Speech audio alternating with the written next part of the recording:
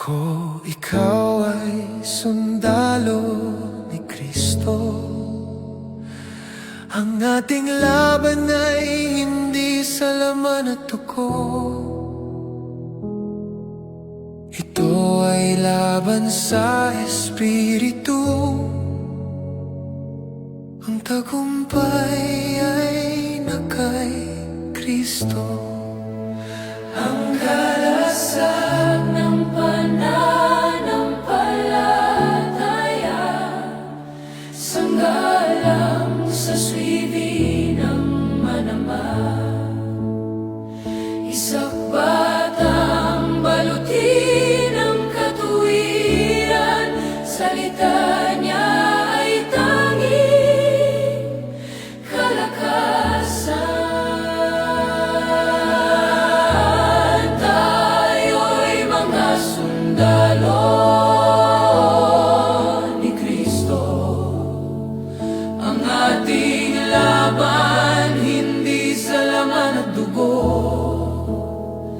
Nagtataguyod ng kanyang ebanghelyo, nangangaral sa iba't ibang dako. Tayo'y mga sundalo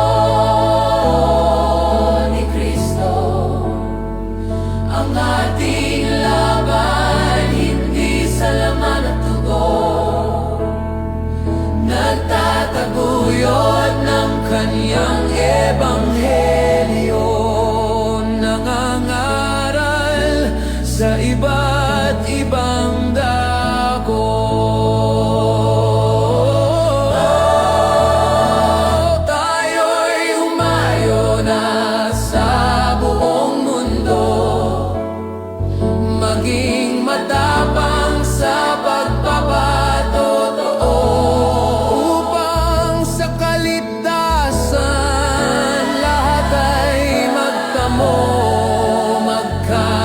Ng sa Diyos na pangako. Itaas ang kanyang kaluwalhatian, ipahayag ang kanyang kabutihan, ang halaga ng kanyang kamatayan para sa iyo at sa buong sanglibutan. Ipagtanggol ang katotohanan na iyon sinasampalatayanan. Huwag maging duwag kagaya ng ilan, maging matapang sa pakikipaglaban. Kayo'y mga sundalo ni Kristo. Ang ating laban hindi sa laman at dugo. Nagtataguyod ng kanyang ebanghelyo, nangangaral sa iba't ibang dako.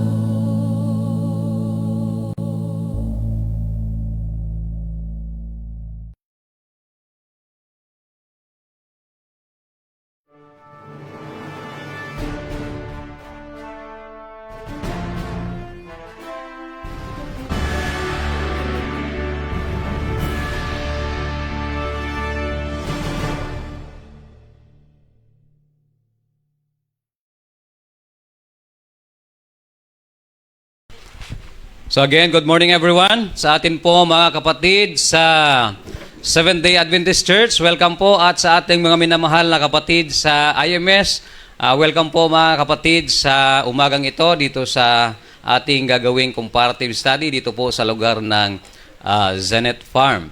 So ito po yung mga rules and regulation na aming pong napagkaisa nung mag-meeting po kami sa Zoom nila Brother Bressy. So ito po nakadraft at babasahin ko po ngayong umaga mga kapatid.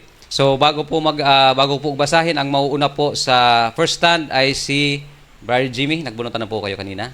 Okay, ang first presentation po ay si Brother Jimmy Suganob at ang second naman po ay si Brother Bresi. Okay? Ito po ang ating Interfaith Comparative Study dated June 2 to 4 to 2026. Venue sa atin pong Zenith Farm at ang ating oras ay 8:30, siguro 9:30 tayo nagsimula. At ang moderator po sa side ng SDA in place of Brother Ian, wala po siya ngayon. Ako po ang papalit, Brother Nobel, at sa place naman po ng ating mga kapatid sa IMS, si Brother John Doctora ng IMS. So yan po, kaming dalawa po ang magiging moderator ngayong umaga. So, these are the topics to be discussed for the whole comparative studies. Number 1 is the vegetarianism. Number 2 is the proper Sabbath observance. And number 3, the last is the 144,000. So, dako po tayo sa rules. Rule number 1, no ad hominem. Ito po ay self-explanatory naman po ito sa bawat isa sa atin. Hindi na po tayo bago dito. Wala po itong personalan mga kapatid. Okay? Aral lang po ito at Biblia, SOP. Next one, rule number 2. 1 minute and 30 seconds answer. 1 minute and 30 seconds response. Yan po ang rule number 2. Rule number 3. Hayaan ang speaker kung ano ang kanyang sagot. Kung ano po ang sagot ng speaker, wala na po tayo magagawa doon. No side comments po sa mga audience at ganun din po sa mga speaker. Okay? Rule number 4, walang magkakaroon ng ibang discussion mula sa audience. Baka po ang topic dito, vegetarianism, bigla tayo napunta sa Sabbath observance. Wala pong ganun. Doon lang po tayo sa topic, mga kapatid. Okay, rule number 5. Ang mga moderators ang may karapatang mag-ayos at mag-implement ng rules. Okay po? So kaming dalawa, kung mayroon pong may mga discrepancy man po sa audience o dito sa gitna, kami po yung magpa-facilitate. Opo? Okay. Rule number 5. Ang mga moderators ang may karapatang magsaayos at mag-implement ng rules. Ang moderator ay may karapatang pahintuin ang nag-interrupt o may disorder sa loob ng pag-uusap. O yan po. Kung meron pong mga disorderliness tayo dyan, papahintuin po namin kayo. Rule number 6. Ang panel ay maaaring sumagot depende sa kanilang speaker. So, binerify ko po ito kanina sa kanila, sa bawat panig. Ito po ay verified na sasagot po ang panel. Number 7. No interruption sa pagsasalita ng audience o ng speaker. Again, wala pong mag-i-interrupt. Patapusin po yung pagsasalita ng bawat isa para ma-maintain po yung clarity ng kanyang sinasabi. Number 8, hindi kasama sa mismong oras ng speaker pero may time ang tanong ng audience at maximum of 1 minute per questions. Audience is allowed to have 3 maximum questions. So, yun po, kada tanong ay meron po kayong 1 minuto. Wala po bang follow-up ito? Wala na? Walang nakalagay eh. Tatlong anong? Okay. Maximum of 3. Okay, rule number 9. Audience is allowed to have at least twice opportunity to ask questions if there is no question available from their group. O kung naka-isa na po kayo, pangalawa, pwede po, pag wala na pong magtatanong na iba. And the last, rule number 10, we can have an additional time for audience Q&A for 30 minutes, each group if there's still available time. So yan po ang rule number 10. Sa time po, 45 minutes for first stand, bawat isa, and 20 minutes for the Q&A, another 45 minutes for the second stand, and 20 minutes Q&A again, and another 45 minutes for the second stand, and 20 minutes Q&A, and for the last 15 minutes for both conclusion.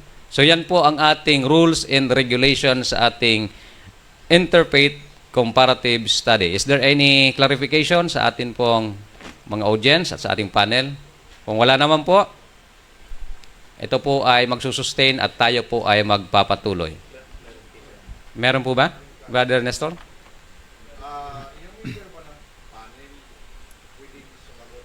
Opo. Pwede po. Yan, Brother Bresci.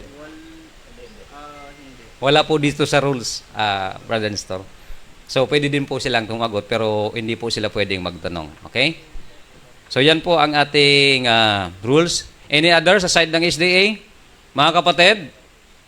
Meron po ba? Brother Ivan? Clarification lang po, halimbawa kung may tanong tayo sa SDA o sa IMF. Opo. Ano yun sa side comment? Sa side comment po yun ng mga audience. Opo. So malinaw na po mga kapatid. Ganito po yung nangyari. Halimbawa si Brother Jimmy, yung unang nag-present, tatanong ang SDA.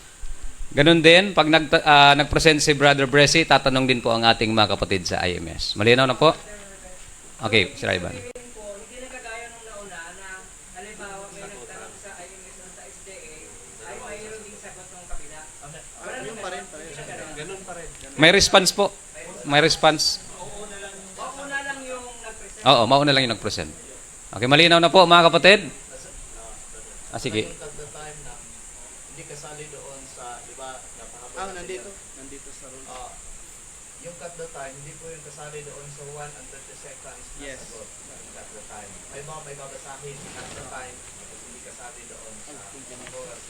Okay, pag maghahanap po ng referensya, pagbabasa, yun po ay stop the time. Hindi po yung kasama doon mga kapatid. So, hindi po yun mababawas sa kanila. Sister?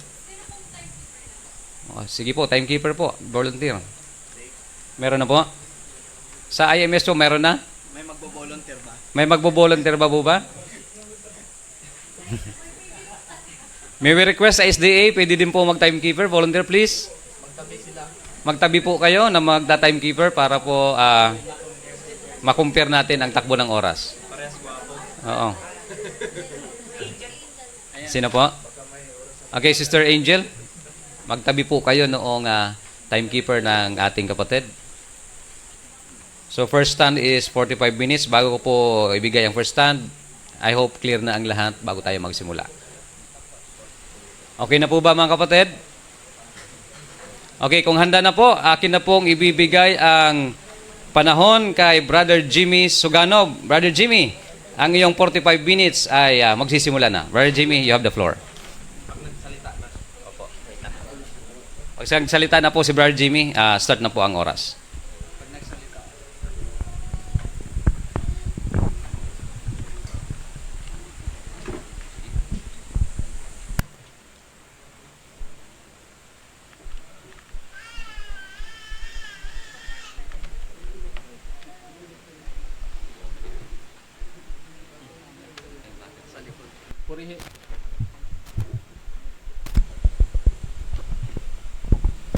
Purihin ang pangalan ng Panginoon ngayong umaga. Magandang umaga po sa inyong lahat, mga minamahal na kapatid. Sa panig po ng mga Seventh-day Adventists, salamat sa pagkakataon na tayo muling magkasama ngayong umaga at gayon din sa ating mga kasamahan mula sa International Missionary Society, Seventh-day Adventist Church Reform Movement.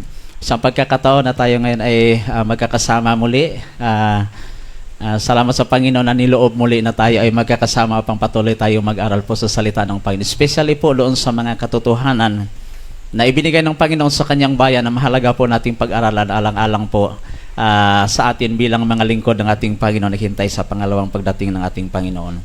I do believe, ang sabi po sa Romans 8 verse 28, and we know that all things work together for good to them that love God, to them who are called according to His purpose.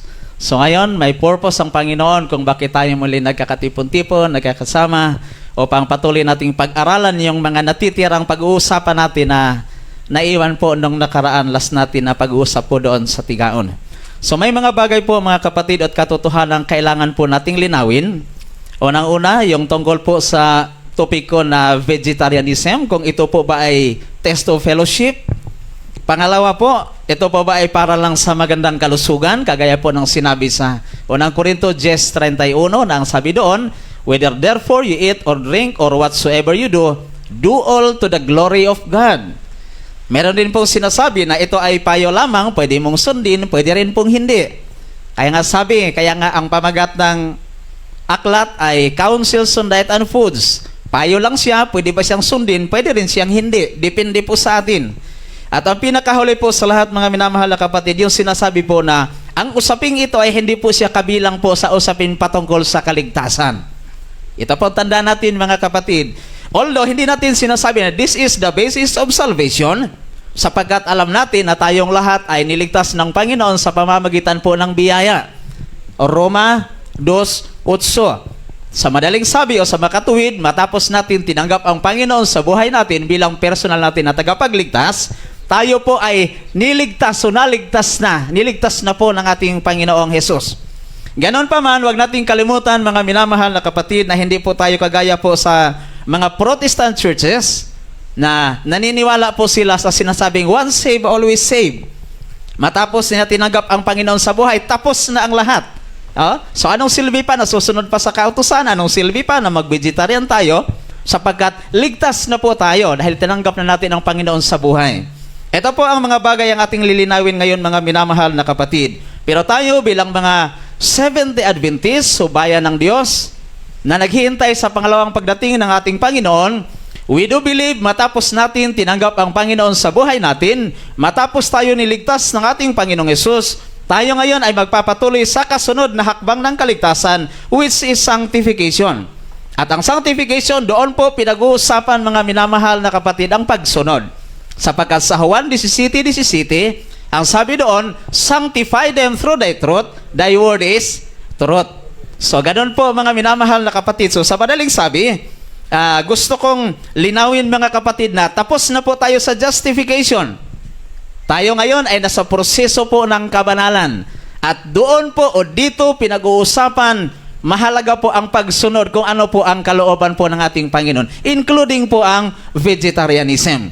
So, in this presentation, my dear brothers and sisters, we will establish a strong evidence how vegetarianism become a part and even a very important role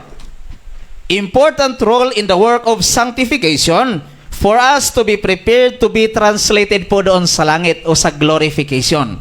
So, malinaw po mga minamahal na kapatid, wag po nating kalimutan. Kaya sa umaga pong ito, sa panig po ng International Missionary Society, Seventh-day Adventist Church Reform Movement, ang iyong lingkod ay tatayo upang linawin po ang mga bagay na ito ayon po sa nakasulat sa Law and Testimony, Bible and Testimony. Gaya po ng sinabi sa Isaiah 8:20, to the law and to the testimony, if they speak not according to this word, it is because there is no light in them. At gayon din, sa Revelation 19:10, ang sabi doon, and I fell at his feet to worship him, and he said unto me, see thou do it not. I am thy fellow servant, and of thy brethren that have the testimony of Jesus. Worship God, for the testimony of Jesus is the spirit of prophecy. Sa makatuwid, ito pa ang pinakabatayan nating lahat mga minamahal na kapatid. Ang inyong likod, hindi po gagamit ng AI, hindi po gagamit ng ChatGPT, hindi po tayo gagamit ng LM Notebook. Ang kailangan gamitin natin mga kapatid, yung inspired po ng ating Panginoon.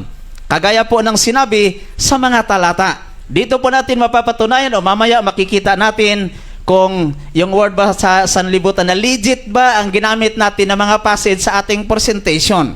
At pangalawang bagay po na gusto kong bigyang pansin bago tayo mag-umpisa mga minamahal na kapatid, yung sinasabi sa Testimonies Volume 8 page 236 paragraph 2, na sabi po dito, I have a work of great responsibility to do, to impart by pen and voice the instruction given me, not alone to 70 Adventists, but to the world.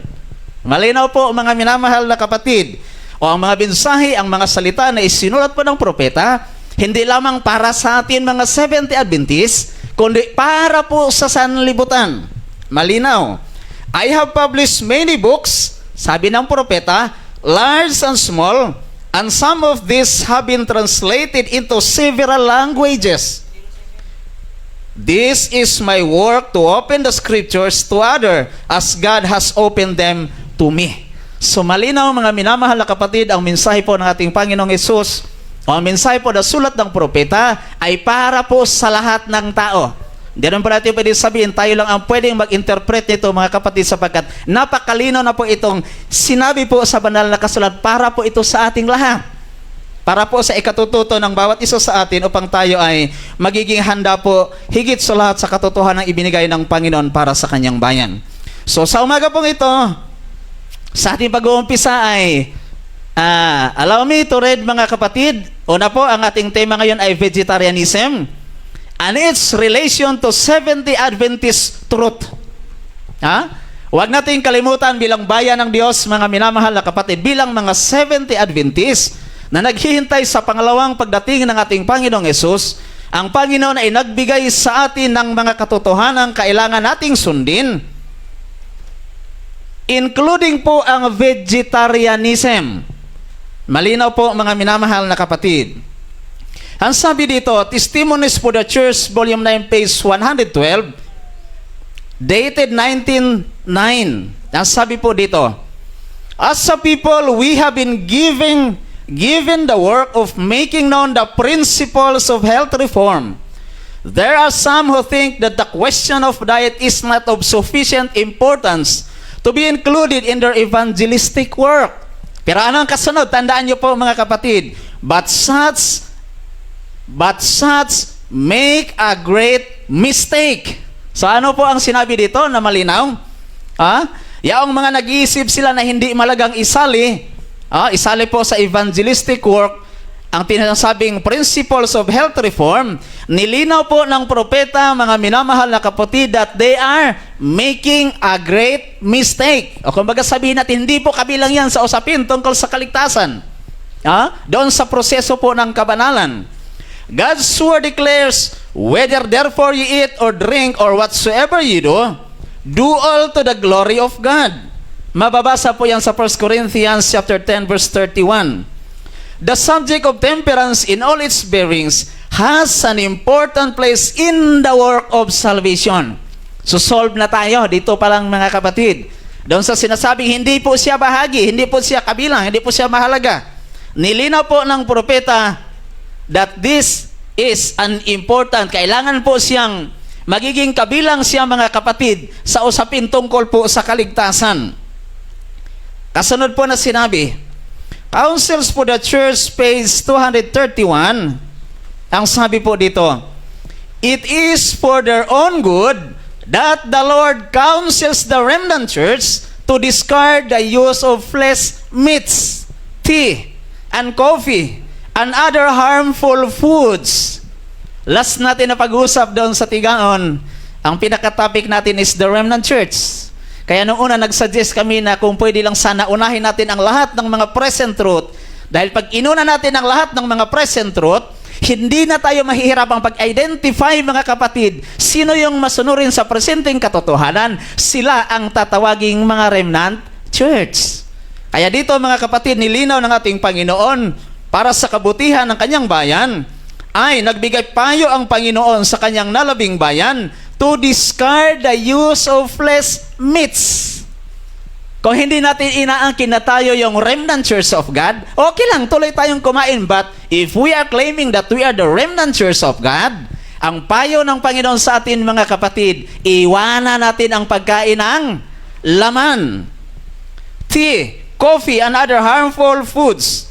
There are plenty of other things on which we can subsist that are wholesome and good. Sa malinaw po mga kapatid, ang Panginoon magbibigay siya sa atin ng pagkain na sapat sa sustansya, wholesome and good, to take the place po sa meat. Dahil tayo bilang nag-angking remnant church of God, ang payo ng Panginoon sa atin, uulitin ko, to discard the use of flesh meats. Sa malinaw po mga kapatid. Kasunod na sinabi, Christian Temperance and Bible Hygiene, dated page 119, at saka sa Councils on Health 450, 1890, at gayon sa Councils on Diet and Foods, page 380. Ito po ang sinabi mga kapatid. Again and again, I have been shown that God is trying to lead us back step by step to His original design, that man should subsist upon the natural products of the earth. Una, mga minamahal na kapatid, binigyang diin dito na ang Panginoon paulit-ulit siya na nagbigay pangitain sa propeta that He is trying to lead us back step by step to His original design. At ano ba yung original na disenyo ng Panginoon sa atin? Genesis 1:29, meron bang ano doon, karne? O nandoon po ang prutas, mga kapatid. This is the original design na ibinigay ng Panginoon sa kanyang bayan, na sinabi ng Panginoon na doon tayo babalik, mga kapatid, sa original design. At ang kasunod na sinabi, manuscript 115, vegetables, fruits, grains should compose our diet. Ano po? Malinaw. Vegetables, fruits, grains should compose our diet bilang nag-angking mga remnant church of God. Tandaan natin, mga kapatid, at ang kasunod na sinabi, not an ounce of flesh meat should enter our stomach. Biruin mo yan, not an ounce. Gano'ng kaliit ang ounce, mga kapatid, na hindi papahintulutang makakapasok sa ating tiyan. Baka hindi lang ounce, mga kapatid, baka kilogram ang naipasok natin sa ating tiyan. Pero ang malinaw na sinabi po ng ating Panginoon, bilang naghihintay tayo sa pangalawang pagdating niya, bilang mga Adventist at nag-angkin tayo na tayong remnant church of God, not an ounce of flesh meat should enter our stomachs. The eating of flesh is a natural. Natural ba ang pagkain ng laman? This is a natural. Wala tayong mababasa mula sa Genesis hanggang sa Apokalipsis na ito ang design na pagkain na ibinigay ng Panginoon para sa kanyang bayan. At ang sabi, we are to return to God's original purpose in the creation of man. Uulitin ko, ano yon, mga kapatid, na pagkain ang dinesign? The original purpose, the original design, hindi karne, hindi kung ano-ano bang pagkain, kundi nilinaw ng Panginoon, vegetables, fruits, grains, nuts, and not an ounce of flesh meat kailangang makapasok po sa ating mga tiyan, mga minamahal na kapatid. Kasunod po na sinabi, the Ministry of Healing 317, dated 1905. Tandaan natin ito. Is it not time that all should aim to dispense with flesh food? May tanong ha? Tandaan natin mabuti. Yan po ang tanong, mga kapatid. Ang kasunod na sinabi, how can those who are seeking to become pure, refined, and holy, that they may have the companionship of heavenly angels, continue to use as food anything that has so harmful an effect on soul and body? Ha? Bilang bayan tayo ng Diyos na naghihintay sa pangalawang pagdating ng ating Panginoong Jesus, seeking to become pure, malinis tayo, refined and holy, that they may have the companionship of heavenly angels, continue to use as food those that are so-called harmful and has an effect on our soul and body. Malino po, kahit saan natin basahin. At napakaraming pwedeng basahin po, mga kapatid, makaka-apekto talaga sa ating kalusugan, sa ating pag-iisip. At pagka naapektuhan po yan, siyempre maaapektuhan din po ang ating proseso, mga kapatid, sa kabanalan to attain perfection. How can they take the life of great God's creatures that they may consume the flesh as a luxury? Sometimes naman nagtatanong tayo, bakit natin iniwasan ang laman? Dahil ba sa nag-advocate tayo sa yung sinasabing iniingatan natin ang buhay ng mga hayop? O para lang ba sa magandang kalusugan? Ito ang sinabi sa pagpapatuloy, let them rather return to the wholesome and delicious food given to man in the beginning, and themselves practice and teach their children to practice mercy toward the dumb creatures that God has made and has placed under our dominion. So dito sa passage na ito, mga minamahal na kapatid, nilinaw po ng ating Panginoon sa pamamagitan ng propeta na ang sino man na nagsisikap na magiging pure, maging refined, magiging holy, ay mag-iingat tayo. Iiwasan natin yung lahat ng mga pagkain na makakasira ng ating kaluluwa at gayon din ng ating katawan. Sapagat ang pagsira ng ating katawan, ang sabi sa 1 Corinthians 3 verse 16 and 17, pag sinira natin ang ating katawan na siyang templo ng ating Panginoon, anong sabi? Igigiba din tayo ng Panginoon. For our body is the temple of the Holy Ghost. So to continue po mga kapatid, ito po ang kasunod.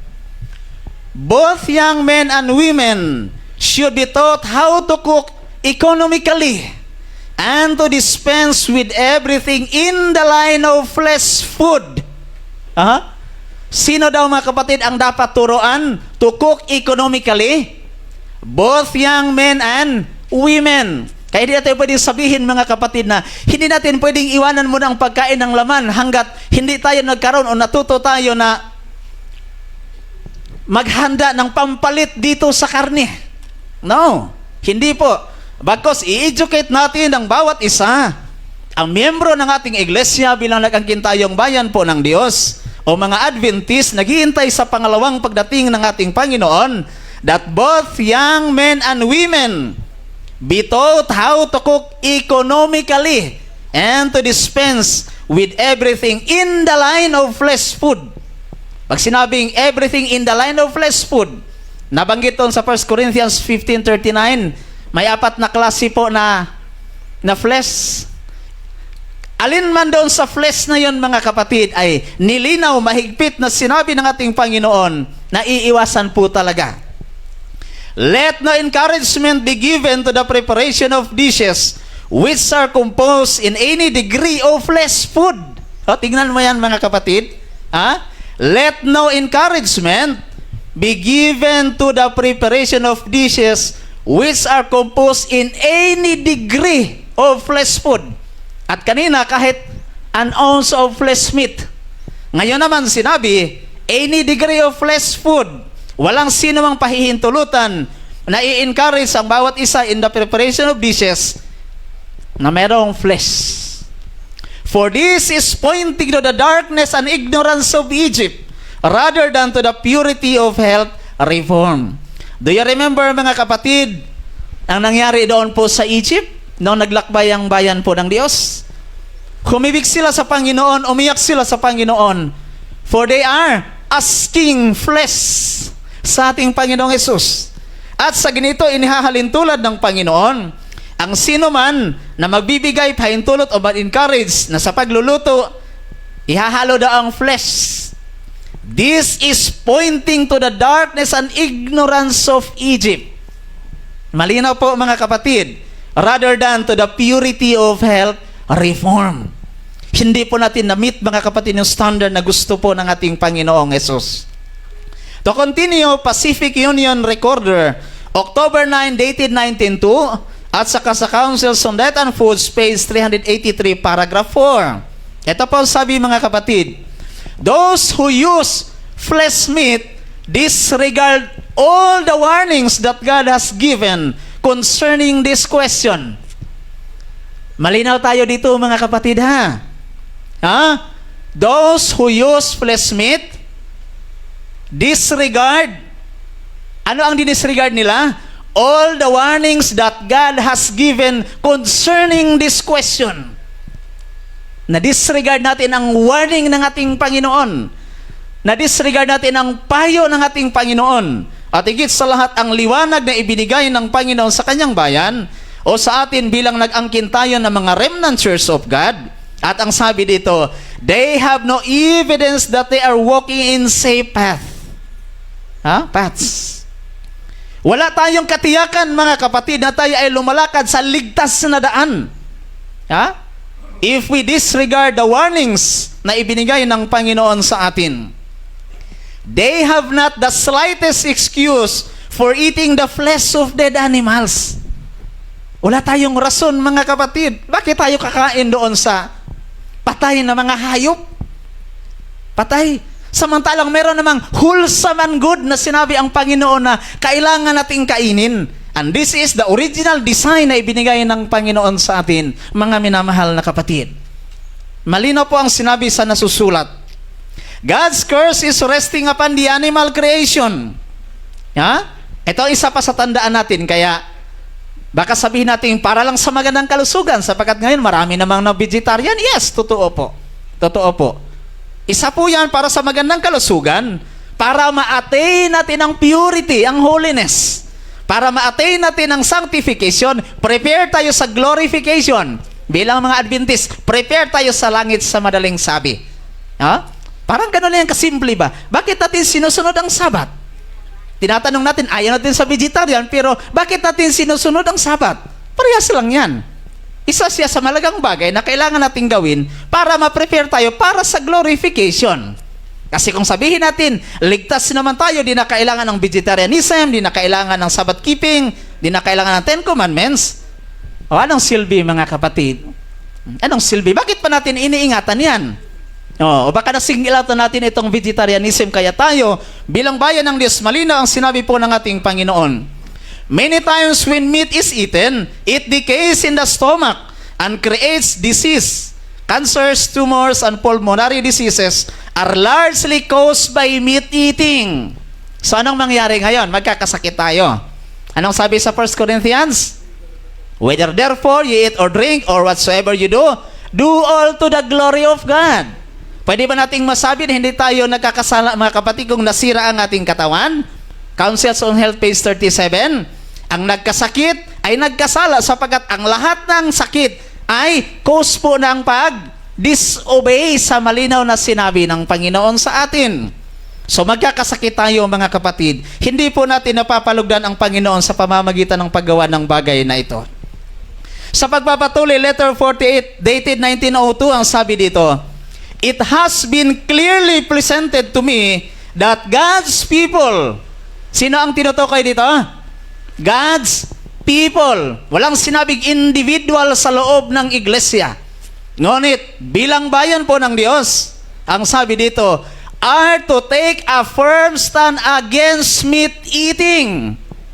Wala pong sinabi individual, kaya okay lang sabihin, kasi ganito, mayroon naman ng vegetarian, mayroon namang hindi, mayroong tuturong pwede, mayroon namang hindi. Hindi po, mga kapatid. Bagkus nilinaw ng ating Panginoon, nilinaw ng propeta sa pamamagitan ng mensahe galing sa Panginoon, that God's people, tayo ang tinutukoy, mga Adventist.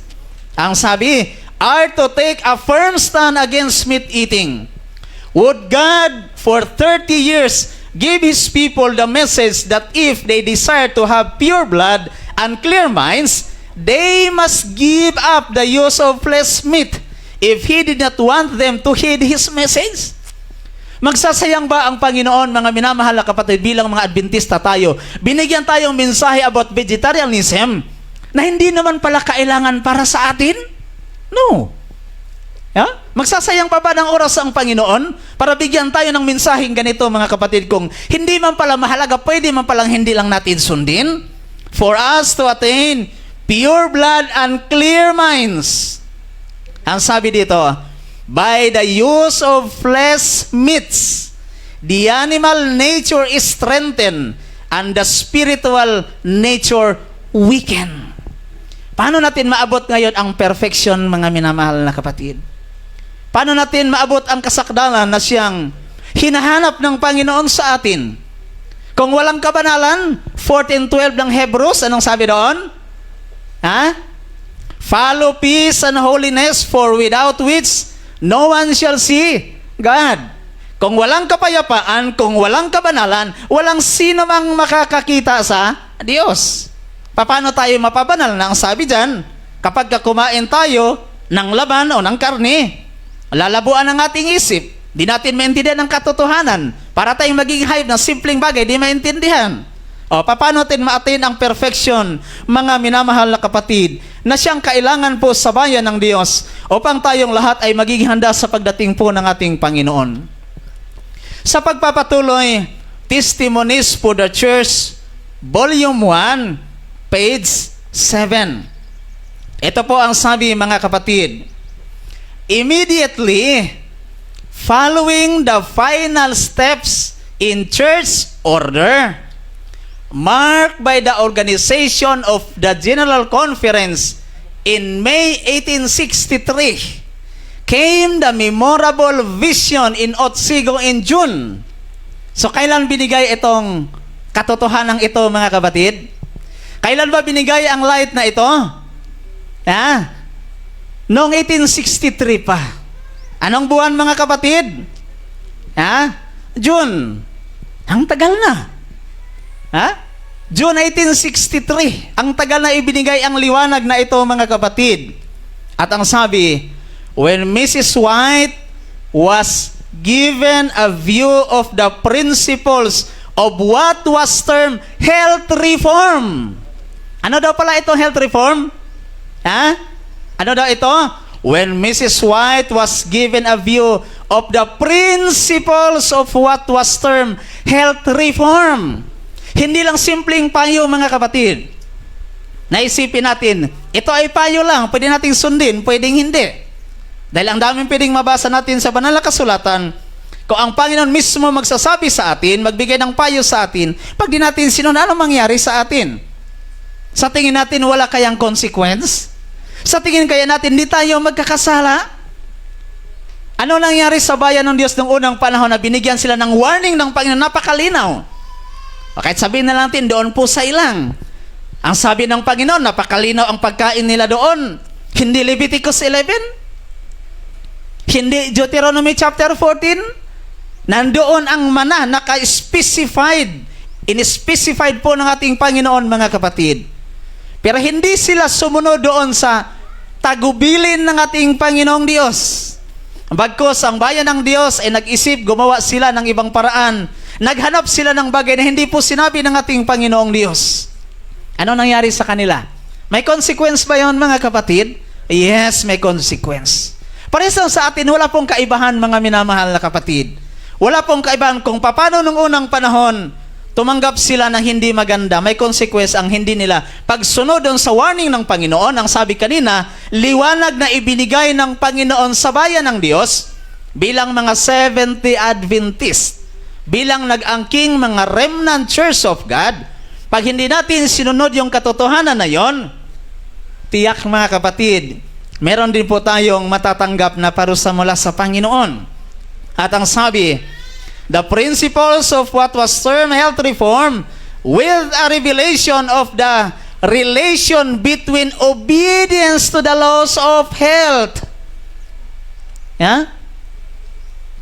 Hindi tayo, mga kapatid, nagkasala dahil kumain tayo ng karne, kundi nagkasala tayo for disregarding doon sa utos ng Panginoon. Doon tayo mapapahamak, mga kapatid. Pag na-disregard natin ang malinaw na sinabi po ng Panginoon, hindi tayo nagiging obedient doon sa utos ng Panginoon, na kung tayo ay totoong naghintay sa pagdating ng Panginoon, iwanan natin yung pagkain ng laman, mga kapatid. Pag di natin sinunod po yun, anong mangyari kaya sa atin? The relation between obedience to the laws of health and the attainment of character necessary to fit the members of the church for translation. Napakalinaw, mga kapatid. Napakalinaw ang mababasa.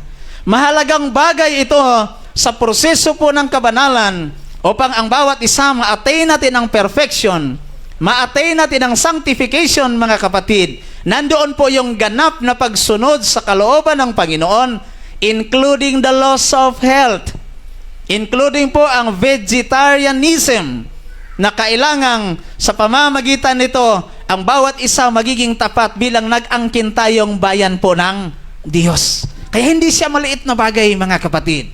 Hindi siya maliit na bagay na pwedeng sabihin natin, pwedeng sundin lang natin, pwedeng hindi, pwede para lang sa magandang kalusugan. Dahil sabi ko nga kanina, ang daming nag-vegetarian din sa ngayon. Anong purpose nila?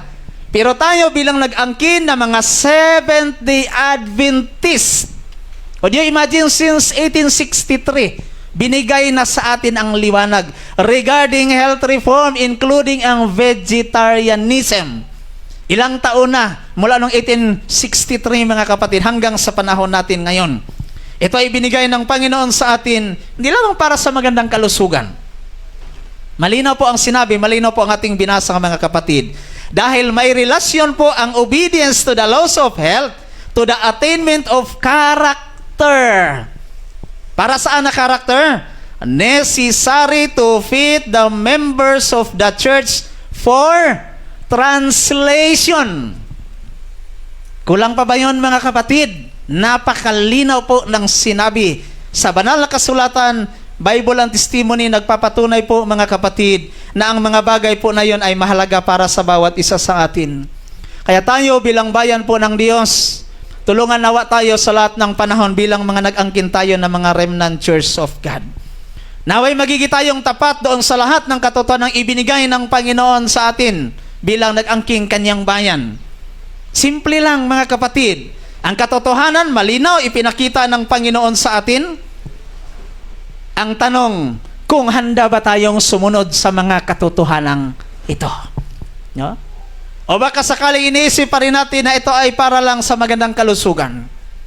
Iniisip natin na ito ay para lang mga kapatid, maingatan natin ang buhay ng mga hayop. Hindi po. Malinaw. Malinaw po ang ating binasa mga kapatid ayon po dito sa ating presentation. So tulungan ang bawat isa sa atin. Uulitin ko din po, hindi lang din po ito counsel. Pero kanina, binanggit yan mga kapatid, the principles of what was termed health reform. And even ang Testimonies Volume 2, page 367, nilinaw po doon. Because we from principle discard the use of meat. Hindi lang para sa payo. No? Hindi lang para sa payo, para sa magandang kalusugan. Hindi rin po teso fellowship. Ha? Tandaan din po natin mga kapatid. Kasi ito ang lagi nating napapakinggan. Wala tayong sinasabing ganon mga kapatid. Wala tayong sinasabi po na ganon. At gayon din, higit sa lahat, uulitin ko, isa siya sa napakalagang bahagi upang maabot natin ang kabanalan mga kapatid, upang magiging prepare ang bayan ng Diyos para po sa glorification. Para po sa glorification. Malinaw ang salita ng Panginoon, kaya tulungan ang bawat isa sa atin sa umaga pong ito, ang kapayapaan nawa ng Panginoon patuloy igawad sa bawat isa sa atin. Huwag nating kalimutan mga kapatid, itatak natin palagi sa ating mga kaisipan, tayo ay nag-angkin na bayan po ng Diyos. Nag-angkin tayo yung pinakahuling bayan ng Diyos sa huling kapanahunan. Inihayag ng Panginoon ang lahat ng katotohanan sa atin. Huwag nawa tayong mapagod, magiging tapat tayo, maging obedient tayo sa Panginoon. Huwag tayong mapagod mga kapatid, na magiging obedient tayo sa Panginoon. Ulitin ko, hindi tayo maliligtas o mapapahamak dahil kumain tayo ng karne o ano pang ginawa natin, kundi nalabag natin kung hindi tayo nagiging obedient sa ating Panginoon. Doon tayo hahatulan ng Panginoon sa hindi pagiging obedient natin doon sa malinaw na sinabi ng ating Panginoong Hesus. Kaya pagpalain ng bawat isa sa atin sa umaga pong ito, ang kapayapaan patuloy igawad sa bawat isa sa atin bilang bayan po ng Diyos. Manatili tayong tapat doon sa katotohanan ng ibinigay ng Panginoon sa atin, including po ang vegetarianism, upang prepare tayo doon sa langit na bayan na ipinangako ng Panginoon sa bawat isa sa atin. Ito ang aking samot dalangin sa pangalan ni Jesus. Amen.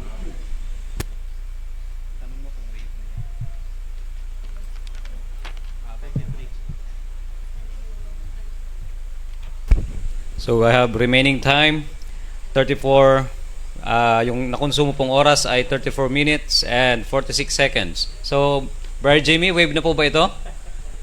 Marami pa pong oras. We have 34.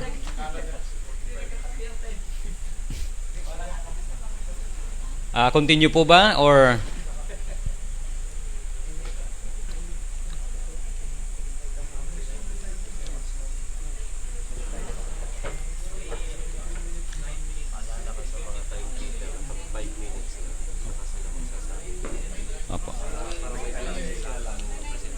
okay, calling the attention of the timekeeper for the both IMS and SDA. Pag 5 minutes na lang po, magtaas po kayo ng kamay for the remaining time kasi po, isa po yung mic natin. Wala kaming mic dito na gamit na iba. So we have remaining time for the timekeepers. Ilan na lang po? Okay, 9 minutes and 15 seconds. So, Brother Jimmy. 50, I mean.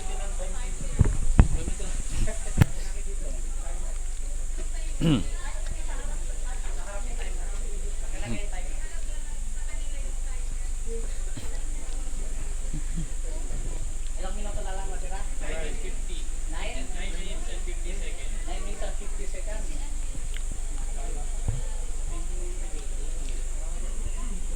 Continue po. Continue po ba? Ano po sa panel ng IMS? Continue po ba or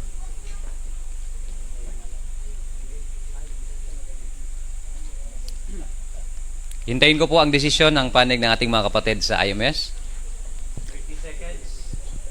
Decision. Okay, 30 seconds for the decision. 5 seconds. 10 seconds. Panel lang yung mag-decide.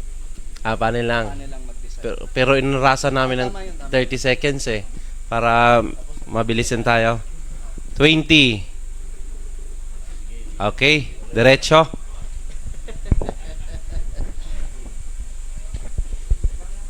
Sa natin mga timekeeper, mga kapatid, remind lang natin ang ating mga timekeeper, okay? Okay, maraming salamat mga kapatid. Actually, akala ko talaga oras na, kaya nagsikap ako na tapusin ang oras dahil ang akala ko ay naubos na po ang aking oras mga kapatid. Nandito pala sa harap. Okay. Back tayo mga kapatid doon sa ating pinag-uusapan bilang bayan po ng Diyos. Kanina nag-closing na ang inyong lingkod mga kapatid, sinara ko na ang aking sinabi. Pero dahil may oras pang natira, samantalahin natin ang pagkakataon. Ulitin ko, tayo bilang bayan po ng Diyos na naghintay sa pangalawang pagdating ng ating Panginoon ay may mga katotohanang ibinigay ang Panginoon sa bawat isa sa atin. At ang sabi po ng Testimonies Volume 4, 311, the children of God should not fail to remember that in all their business transaction, they are being proved and weighed in the balances of the sanctuary. Nandoon po ang katotohanang ibinigay sa atin mga minamahal na kapatid. Included po doon ang vegetarianism. Included po ang vegetarianism mga kapatid doon sa katotohanang ibinigay ng Panginoon sa atin bilang bayan ng Diyos na naghintay sa kanyang pangalawang pagbabalik. Kaya tayo bilang bayan ng Diyos, huwag nating kalimutan mga kapatid na sa pamamagitan po ng pag-ibig ng Panginoon ay binuo o kinumpleto ng Panginoon ang lahat ng mga katotohanan na ibinigay para sa kanyang bayan upang tayo bilang mga lingkod ng ating Panginoon sa anumang paraan hindi tayo magkulang sa pagsunod. Hindi tayo magkulang sa pagsunod sa pinakamaliit na detalye mga kapatid ng katotohanang ibinigay ng Panginoon sa atin. Kaya kanina binasa natin mga kapatid sa maraming mga passages. Binasa natin sa maraming mga passages. Nabanggit dyan mga kapatid na tayo bilang bayan po ng Diyos, ang pinakalayunin ng Panginoon sa atin, walang iba kundi ibalik tayo doon sa pinaka-original na disenyo ng Panginoon sa atin. At yung original na disenyo ng Panginoon sa atin mga minamahal na kapatid, uulitin ko, wala po talaga tayong mababasa doon na kahit katiting na laman na pwedeng ipasok natin sa ating tiyan. Wala po tayong mababasa doon mga kapatid. Hindi po Leviticus 11, hindi po Deuteronomy chapter 14, bagkus inisa-isa ng ating Panginoon. Uulitin ko, vegetables, fruits, grains, malinaw, should compose our diet. At sinabi mga kapatid, kahit maliit na laman ay wag nating pahintulutang makapasok po sa ating tiyan. Kung tayo ay totoong nag-angkin bilang bayan po ng Diyos na naghintay sa kanyang malapit ng pagdating. Pero sabi ko nga kanina, kung hindi tayo nag-claim mga kapatid na tayo ay mga remnant church of God, dahil ang sabi kanina sa ating binasa, ang remnant church of God ang pinayuhan ng Panginoon to discard the use of flesh meat. Liban na lang kung hindi tayo nag-angking mga remnant church po tayo ng Panginoon. But I do believe mga minamahal na kapatid, Kaya nga ang pinakaunang topic natin last month ay the remnant church. Sino ba ang totoong remnant church of God? Ha? Inisa-isa natin ang mga katotohanan ngayon para makita nating malinaw, mapatunayan nating malinaw mga kapatid, na sa pamamagitan po ng pag-ibig ng ating Panginoon, ang kanyang bayan na sinasabing nalabing bayan sa huling kapanahunan ay malinaw na binigyang payo ng warning ng ating Panginoon na sa anumang paraan, we should discard the use of flesh meat. Ya? Iwanan talaga, talikuran natin mga kapatid. Wala tayong rason na pahintulutan natin mga kapatid na kakain tayo ng laman sapagkat meron namang ibinigay ang Panginoon sa atin. Ang sabi dito, there are plenty of other things on which we can subsist that are wholesome and good. At yung wholesome and good, kahit ano, saan mo pag-aralan mga kapatid, yun yung original na design na ibinigay ng Panginoon sa atin. Yan yung original design. Kung sabihin natin para sa kalusugan, kailangan nating mag-iwas sa pagkain nito, yes, isa rin po sa dahilan, pero hindi nagtatapos dyan mga kapatid, kundi higit sa lahat, nilinaw ng ating Panginoon bilang mga naghihintay sa pagdating ng ating Panginoong Jesus. Yes po, thank you so much. Isa sa mga bagay na ipinapaalala ng Panginoon sa bawat isa upang tayo ay makabuo ng isang pag-uugali mga kapatid na karapat-dapat to fit us doon sa langit na ipinangako ng Panginoon sa atin. Kailangang pakaingatan natin ang ating kalusugan. Dahil naniniwala tayo na kapag ang ating kalusugan physically ay feeble tayo mga kapatid, tiyak na maaapektuhan din po ang ating kaisipan. Tiyak na maaapektuhan din po maaapektuhan din po mga kapatid ang ating relasyon sa Panginoon. Sigurado po yan mga kapatid, maaapektuhan. At sa ganong paraan, hindi natin naluwalhati ang Panginoon sa pamamagitan ng paggawa ng mga bagay na yaon. Kaya ang bawat isa sa atin bilang mga lingkod ng ating Panginoon, tandaan natin sa lahat ng panahon mga kapatid. Tandaan natin sa lahat ng panahon. Dahil alam natin, ang sanlibutan ngayon, meron silang classify nila mga kapatid, yung mga vegetarians. Na-classify ito sa 6.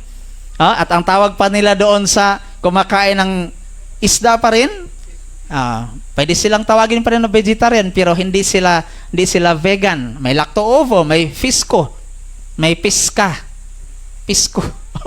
Na-classify siya sa 6 mga kapatid. Pero alin man doon sa vegetarian na sinasabi mga kapatid, malinaw po ang salita ng ating Panginoon that we need to dispense everything in the line of flesh food. In the line of flesh food, kaya binanggit ko kanina ang 1 Corinthians 15:39 dahil nandoon mga kapatid, na-classify din po ang iba't ibang klase po na flesh. Alin man doon, nabanggit doon ng flesh ng tao, flesh ng hayop, flesh ng ibon, at nabanggit doon ng flesh ng isda. Flesh din po ang isda mga kapatid. Kaya kabilang siya doon sa sinasabi na kailangan nating i-dispense. I-dispense itong lahat mga kapatid. At ang sabi dito, walang encouragement na ibibigay in the preparation of dishes which are composed in any degree of flesh food. Wala tayong pahihintulutan mga kapatid. Sapagkat ang paggawa ng mga bagay na yaon, ang sabi ay pagpapakita na ano tayo mga kapatid, yung ignorance of Egypt. Yung ignorance of Egypt. Kailangan maintindihan natin mga kapatid. Bakit sila sinasabing mga ignorante sila? Ang ignorante at saka inosente ay may kaibahan. Pag sinabi mong inosente, wala talaga siyang alam.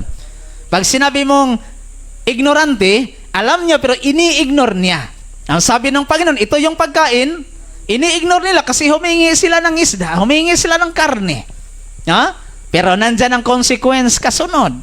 Nilinaw ng Panginoon, ito yung pagkain design sa inyo. At during the time, mga kapatid, marami silang dalang mga hayop during the time. Pero ang Panginoon, nagbigay siya ng specified na pagkain para sa kanyang bayan, para ma-prepare sila doon sa earthly Canaan, mga kapatid. Tayo naman ngayon, nagpiprepare sa heavenly Canaan. Tinawag tayong mga Adventist. May specified din na pagkain ang Panginoon binigay sa atin. wag nating labagin yon mga kapatid. For by so doing, magiging kagaya tayo doon sa lumang Israel na nandoon po sa ilang na hindi sila naging faithful sa Panginoon at sila po ay tumanggap ng parusa mula sa Panginoon. Hoping mga minamahal na kapatid, ang kapayapaan ng Panginoon patuloy igawad sa bawat isa sa atin at bilang mga Adventist, naway i-bless tayo ng Panginoon upang sa gayon sa lahat ng panahon ang ating pagsasama dito sa lupa, ang ating pagiging tapat na masunurin tayo doon sa kalooban ng ating Panginoon, ang siyang magpapaging handa sa bawat isa sa atin for translation sa pagdating ng ating Panginoong Jesus. To fit the members of the church for translation. Kaya pagpalain ng bawat isa sa atin sa umaga pong ito, ang kapayapaan ng Panginoon patuloy igawad sa bawat isa sa atin. Itong aking samot dalangin sa pangalan ni Jesus. Amen.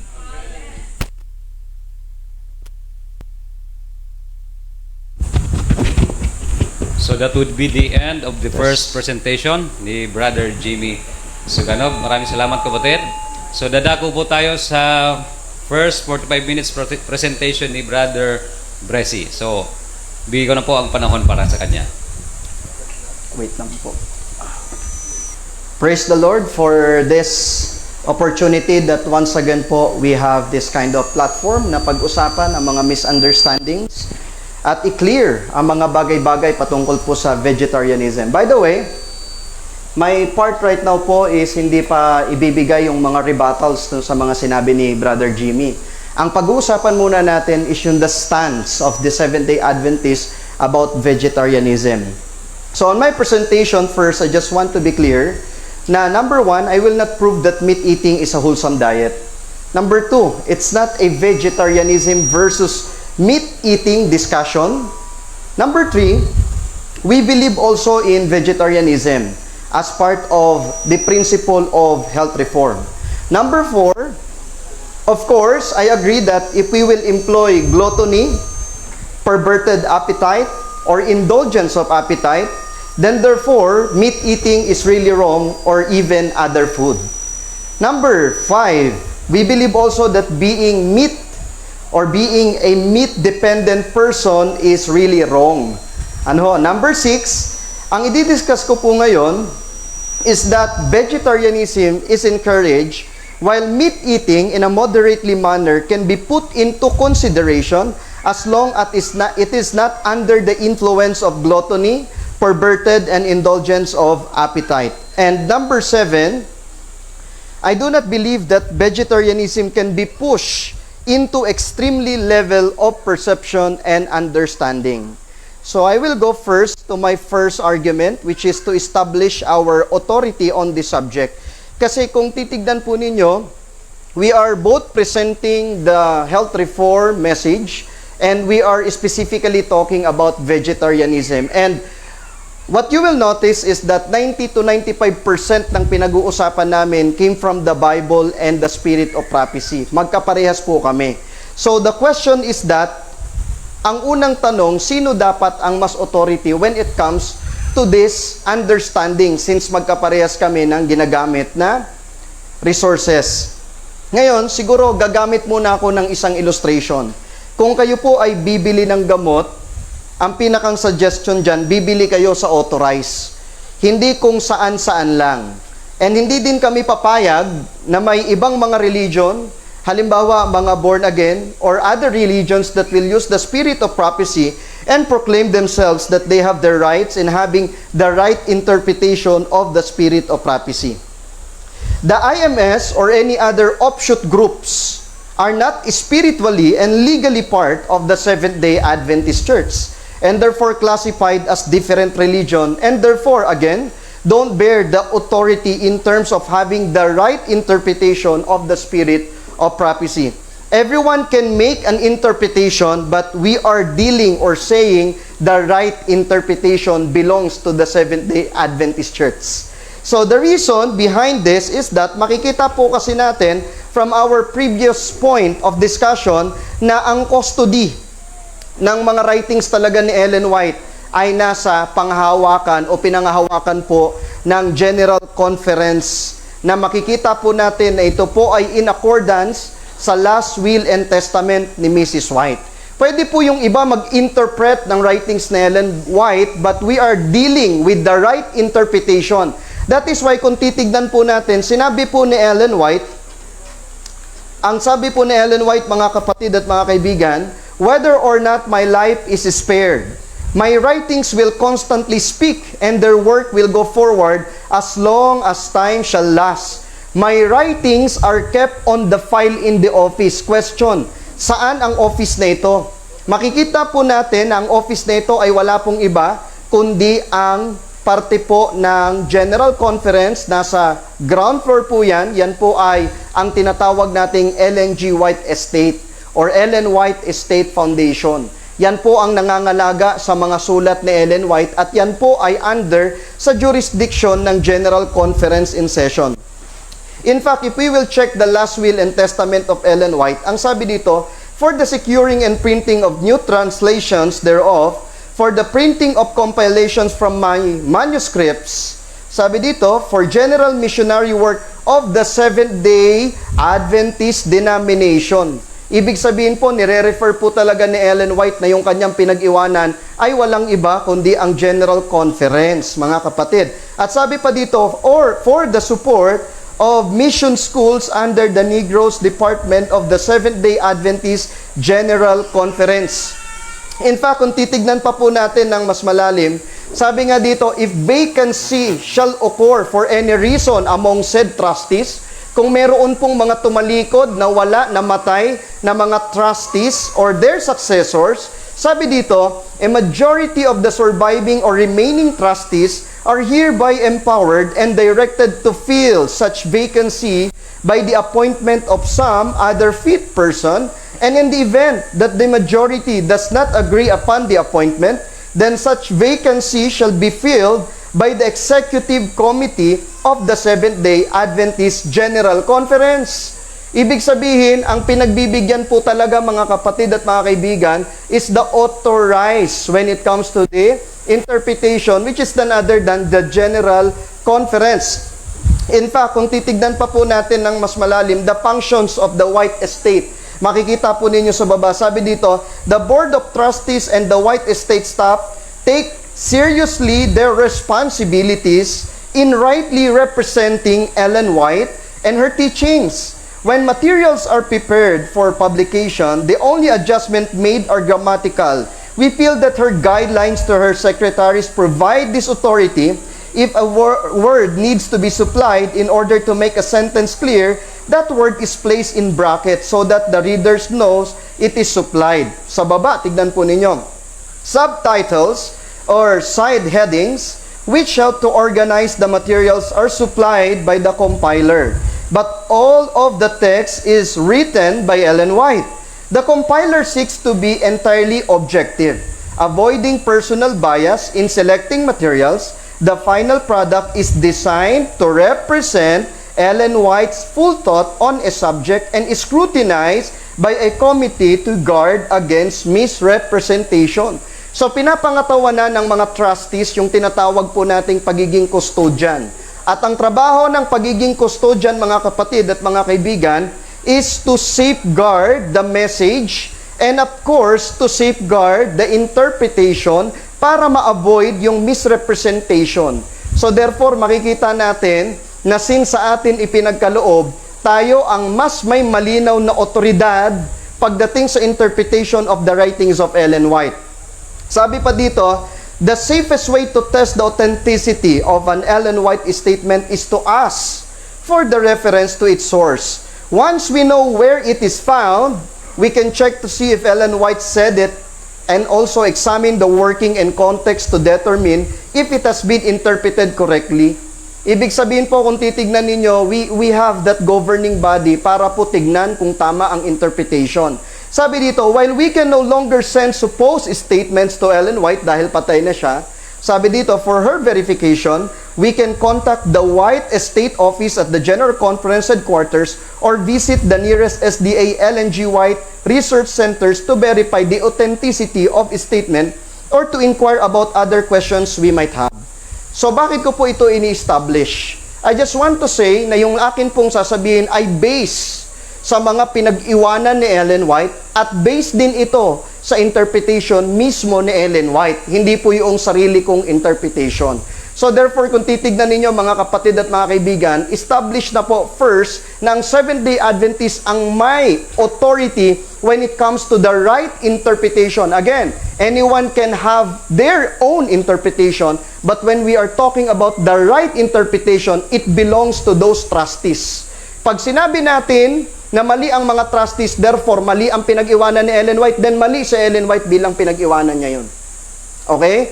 So argument number 2 about this subject, we are not against in vegetarianism. We are not against in vegetarianism. Tandaan natin, there are principles for correctly interpreting the writings of Ellen White.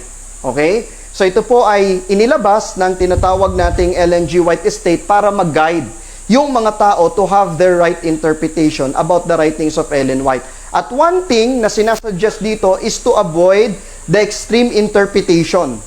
Kaya nga sabi ni Ellen White, there is a class of people who are always ready to go off on some tangent, who wants to catch up something strange and wonderful and new. But God would have all move calmly, considerately, choosing our words in harmony with the solid truth for this time, which requires to be presented to the minds as free from that which is emotional as possible, while still bearing the intensity and solemnity that it proper, it should bear. We must guard against creating extremes. Ayaw po ni Ellen White na mayroon tayong extreme interpretation. Ano yung extreme interpretation na yon? Sabi niya, those who understand the laws of health and who are governed by principle will shun the extremes both of indulgence and restrictions. Ano daw po yung extreme? Ang extreme po, kapag over sa pagkain ng meat, ang tawag dyan, indulgence. We are also against in that kind of interpretation. Number 2, restrictions. Ibig sabihin, dahil sa pagiging vegetarian, nire-restrict na natin yung pagkain ng meat, even sa mga dinidisqualify natin yung iba't ibang mga considerations na dapat nilalagay. Doon tayo sa point na tinatawag nating moderate based on its context. Okay? So, ayaw po ni Ellen White. So, ibig sabihin, from my stance and from the stance of the Ellen G. White Estate, number 1, we are against in a fully meat-dependent diet that can lead to indulgences. Extreme kasi yun. Number 2, we are not against in a fully vegetarian diet because that is ideal. Number 3, we are against in the idea that we must fully restrict meat-eating diet without consideration even in a moderately manner because that is also an extreme interpretation. Number 4, we are against in the extreme interpretation of vegetarianism such as the way requirement for you to be saved. Number 2, as a test of fellowship. Number 3, that the last messengers are solely vegetarians because that is also an extreme interpretation that it must be a worldwide mandatory practice of the whole church. Yan po ay against po kami dyan. Ngayon, example, dun sa lumabas po sa kanilang website. In this statement, we are told that the last messengers will be vegetarians and will dress plainly as, sabi dito, just as John the Baptist subsisted on a purely vegetarian diet and wore simple clothing. So, sinasabi nila na sa huling panahon, ang mga gagamitin bilang mga ngaral ng katotohanan daw ay mga vegetarians. Ayan. So, yan po ay extreme. Kaya yan po ay hindi namin pinapaboran. Ngayon, number 3 argument is that there are exemption because of encountering difficulties. Nakita ho natin kanina, tama ho yun, 1863, na-receive ni Ellen White yung pong Great Light, which is the reform, the health reformation para po sa bawat isa, at ito ay dapat din natin ibigay sa iba. At ang purpose ng tinatawag nating reform diet, sabi dyan, the Lord presented a general plan before me. I was shown that God would give to His commandment-keeping people a reform diet, and that as they receive this, their disease and suffering would be greatly lessened. So the function of reform diet is para mawala ang mga sakit sa bayan ng ating Panginoon. Ngayon, may challenge kay Ellen White during that time. Kaya sabi niya, there was a special battle to fight because si Ellen White mismo, noon, siya po ay great meat eater. Ngayon, sabi po diyan, I have left the use of meat, sabi po ni Ellen White. Pero 5 years later, in a letter to her son, Edson, in which she urged him and his family to show true principle in faithfulness in health reform, she assured him that she was also practicing what she preached. We had in diet been strict to follow the light the Lord has given us. We have advised you not to eat butter or meat. We have not had it on our table. Sabi pa ni Ellen White, noong 1870, I have not changed my course a particle since I adopted the health reform. So makikita natin na mayroon siyang adaptation sa health reform. Pero bakit kaya pagdating doon sa 1890s and 1890s and 1901 statement, sinabi niya, when I could not obtain the food I needed, I have sometimes eaten a little meat. Lumabas din yan sa 1901 na statement niya na I was at times compelled to eat a little meat. So ano ba yung reason? Ano ba yung purpose? Because si Ellen White ay naka-experience ng mga difficulties and resulting to compromise. Ano yung mga compromise na yan? Tandaan ho natin na si Ellen White kailangan natin i-consider na during the time when whites traveled, they were largely dependent upon the hospitality of fellow church members. Umaasa po sila sa ibibigay lamang na pagkain ng mga church members. Those people were casually poor. Their diet consisting almost entirely of flesh food. Fruits and vegetables, even when available, could be had only seasonally. Wala pa po kasi silang refrigerators noon para i-keep yung mga vegetables at mga fruits. Ang meron lang po talagang available during that time ay mga meat, which is actually yung tinatawag po na deer meat o venison. Kasi yan po ay na-preserve sa pamagitan lang ng pagpapainit sa araw. Pangalawang dapat i-consider, there were also times when one or both of the whites spent time in isolated and remote geographical regions such as the mountains of Colorado where one had to live off the land. They had to learn to hunt and fish or else go hungry. So tignan natin yung mga experiences ng mga whites. Number one, the challenges in their ministerial location. Dumating yung time na sila po ay na out of stock of provision, no po, nung September 22, 1873. So ang sabi, nung September 28, sa mga sulat ng mga manuscript ni Ellen White, Brother Glover left the camp today to go for supplies. We are getting short of provisions. A young man from Nova Scotia had come in from hunting. He had a quarter of deer. He had traveled 20 miles with this deer upon his back. He gave us a small piece of the meat, which we made into broth. We shot a duck which came in a time of need, for our supply were rapidly diminishing. That was 1873. Kung titignan ho natin, natanggap ni Ellen White ang reform message o yung health reform message way back 1863. So makikita ninyo at times kumakain pa rin ng meat si Ellen White. Later on, pag-usapan pa natin yan. Sabi dito, our provision have been very low for some days. Sa baba, Willie went to the lake for water, yung anak ni Ellen White. We heard his gun and found he had shot 2 ducks. This is really a blessing for we need something to live on. So, ibig sabihin, kumain po sila mga kapatid at mga kaibigan. Number 2, poverty of some members. Sabi dito, noong December 26, 1878, nung sila po ay nagkakaroon ng mga outreach ministry, sabi, a quarter of venison cook and stuffing. It was a tender as chicken, sabi ni Ellen White. Kinain niya yung venison. It was as tender as chicken. Lasa daw manok. We all enjoyed it very much. There is plenty of venison in the market. I have not seen in years so much poverty as I have seen since I have come to Texas. Kita ho ninyo? Kumain siya. Bakit? Because of the consideration of poverty.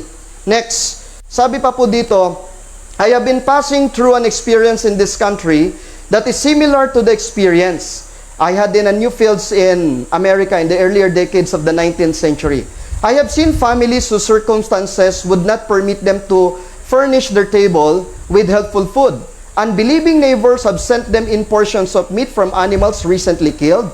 They have made soup of the meat and supplied their large families of children with meals of bread and soup. It was not my duty, nor did I think it was the duty of anyone else, to lecture them upon the evils of meat eating. I feel sincere pity for families who have newly come to the faith and who are so pressed with poverty that they know not from whence their next meal is coming. Ibig sabihin, hindi niya kinundina yung mga kumakain ng meat because she considered poverty. Kita po ninyo, Number 3, may transition of a new cook. Ito po ay sinabi mismo ng kanya pong apo si Arthur White patungkol sa letter going to Anna Fraser, yung nagluluto po, no, tagaluto ni Ellen White. At ito po yung statement na nagawa po ni Arthur White, yung kanyang apo, noong 1935. Sabi dito ni Arthur White, a letter by William C. White written in 1935 is illuminating. Sister White was not a cook, nor was she a food expert in the technical ways which come from study and experimentation. Often she had serious arguments with her cook. She was not always able to keep the cook which she had carefully indoctrinated into the vegetarian ideas. So ano po ang meron? Ano nangyayari? Ang sabi dito, she was obliged to get new cooks who were untrained in vegetarian cookery. In those days, we had no schools as we have now, where our young ladies could learn the system of vegetarian cookery. Sabi dito, therefore, mother was obliged with all her other cares and duties to spend considerable effort in persuading her cooks that they could do without meat or soda in baking powder and other things condemned in her testimonies. But oftentimes, our table showed some compromises between the standard which Sister White was aiming at and the knowledge and experience and standard of the new cook. So kung tignan ho ninyo mga kapatid, mga kaibigan, there was a compromise because of the challenge of having a new cook. Number 4 is the therapeutic use in medical emergencies. Ang meat ginagamit po talaga yan when it comes to medical emergencies. Sabi po ni Ellen White noong 1894, which is makita natin, hindi siya fanatic na maging vegetarian or hindi siya extreme. A meat diet is not the most wholesome of diets. Tama naman. And yet, I would not take the position that meat should be discarded by everyone. Ano daw sabi? That meat should not be discarded by everyone. Those who have feeble digestive organs can often use meat when they cannot eat vegetable, fruit, or porridge. Kita niyo po mga kapatid at mga kaibigan, hindi ko po pinagtatanggol na kumain ng karne. What I am saying is that we must put a consideration and to avoid extreme interpretation as absolute restriction. Sabi, in certain cases of illnesses or exhaustion, it may be thought best to use some meat, but great care should be taken to secure the flesh of healthy animals. Sabi po ni Ellen White, it has become a very serious question whether it is safe to use flesh food at all in this age of the world. It would be better never to eat meat than to use the flesh of animals that are not healthy. So, kino-question ni Ellen White yung healthy animals, kung halimbawa gagamitin, healthy ba yan? Bakit tinatanong ni Ellen White yan? Kahit titignan po ninyo mga kapatid at mga kaibigan, yung pong branch ng US government na nag-a-assist at nagmo-monitor sa mga malilinis na mga animals, poultry animals man yan, ay hindi pa well-established way back 1890s. Ano po? Kaya yun po yung concern ni Mrs. White. Next, noong 1895 sabi niya, to say this, when the people have been educated to live on flesh to so great an extent in Australia in 1894, would be carrying matters to extremes. I have never felt that it was my duty to make sweeping assertions. What I have said under a sense of duty. But I have been guarded in my statements because I did not want to give occasion for anyone to be a conscience of another. Kita po ninyo, hindi siya fanatic, hindi rin po siya extreme. Ayaw niyang maging konsensya ng ibang tao na yung practice niya ay magiging practice na rin pagdating sa vegetarianism. Sabi po dito, you are to make no prescriptions that flesh meat shall never be used. But you are to educate the mind and let the light shine let the individual conscience be awakened in regard to self-preservation and self-purity from every perverted appetite. Yun ang kinukontra po. Kaya nga sabi kanina, which is nag-agree kami, ang issue about health reform is all about temperance. No, yun po yung tama doon, temperance, pagpipigil. Hindi pagiging matakaw. Kasi pag matakaw ka, indulgence yon. Ang tawag ng perverted appetite, indulgence din po yan, mga kapatid at mga kaibigan. At kapag tayo naging matakaw sa prutas, naging matakaw sa gulay, indulgence din yan. So, ibig sabihin, makikita natin yung tinatawag nating tamang pag-i-interpret na hindi extreme. Sabi pa po dito, mga kapatid, let the conscience be educated. Sabi dito, the will energized and the change can be made much more readily and willingly. The consumptives who are going steadily down to the grave should not make particular changes in this respect, but care should be exercised to obtain the meat of as healthy animals as can be found. Kapag halimbawa sa ospital, sa sanitarium, meron talagang mga pasyente na nais kumain ng meat, ang sabi ni Ellen White, aralan, i-educate, pag hindi sumunod, ibigay kung ano ang gusto. Ngayon, ibig sabihin, hindi extreme sa Ellen White, mga kapatid, sa bagay na yan. Sabi dito, persons with tumors running their life away should not be burdened with the question as to whether they should leave meat eating or not. Ibig sabihin, kung kinakailangan po talaga yan, dapat sinabi na ni Ellen White na, uy, mamamatay na yan, dapat ilagay na natin sa totally vegetarian diet yan. So sabi dito, educate the mind, but force no one, for such reformation made under a press is worthless. Kaya masaya ko na hindi test of fellowship ang vegetarian sa kanila din. Bakit? Ibig sabihin, it's not a test of fellowship. Ibig sabihin, hindi kinakailangan vegetarian ka bago ka mabaptize. At hindi rin dapat ikaw, halimbawa, hindi ka nag-vegetarian, hindi ka nila pwedeng i-disfellowship pag sinabing test of fellowship. Pero kapag may practice na ganon, then kinukontra ngayon ang writings na Ellen White na hindi ito test of fellowship. Sabi nga po, Mrs. White pointed out that consumptives who are going steadily down to the grave and person with tumors running their life away, ang sabi dyan, be careful to make no stringent or requirement resolution in regard to this matter. Hindi po extreme at hindi panatiko si Ellen White. Kaya po sabi doon, there are persons dying of consumption who, if they ask for chicken broth, should have it. But I would be very careful. Careful to what? Careful na dapat ang kakatayin ay healthy, mga kapatid at mga kaibigan. In fact, merong situation, sila Ellen White kasama yung kanyang asawa, na merong sakit si May Waling. No, sabi dito, your father and I have dropped milk, cream, butter, sugar, and meat entirely since we came to California. Your father bought meat once for May Waling while she was sick, but not 1 penny have we expended on meat since. Mapapansin ninyo na ang tinitignan naman ditong anggulo ni Ellen White is yung pagiging mahal ng meat. Kaya sabi niya, 1 penny have we expended, but not 1 penny have we expended on meat since. So therefore, there is a consideration when it comes to meat eating. It's not a fanatical or extreme interpretation when it comes to meat eating. Next, argument number 4. Vegetarianism is not a principle but a policy. Kung titingnan natin sa testimonies, makikita natin, sabi niya, I have not changed my course a particle since I adopted the health reform. Sabi po dito, I broke away from everything at once, from meat and butter and from 3 meals, and that while engaged in exhaustive brain labor. Tapos, sinabi naman niya, sabi niya, humiwalay daw siya sa pagkain ng mga meat. At ang sabi dito, sumusunod siya sa health reform. Pero bakit nung 1890, sinabi niya, I have sometimes eaten a little meat. Tapos, sinabi rin niya nung 1901, I was at times compelled to eat a little meat. So, ang tanong, bakit sinabi ni Mrs. White na despite na kumain siya ng little meat, pero sinasabi pa rin niya na hindi siya nag-change ng course sa health reform? The question is, does Mrs. White ay hypocrite? Well, the answer from that question is based on how we define vegetarianism according to her writings, and at the same time, how we can interpret the word principle. Ang principle, kung titignan natin, is a health reform. Ang vegetarianism is a policy statement. According po sa inilabas na statement ng tinatawag nating White Estate, sabi dito,